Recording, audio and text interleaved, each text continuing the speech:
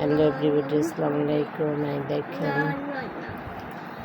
দুপুরের খাবার ননদের বাসায়, এই যে কলমি শাক ভাজি, মাছ ভুনা,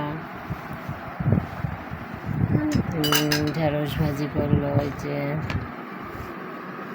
গরু মাংস,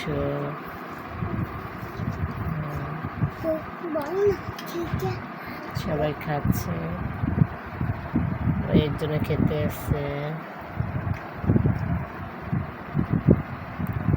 এই আমার ননদের মেয়ে ছোট, সে খেতে আছে।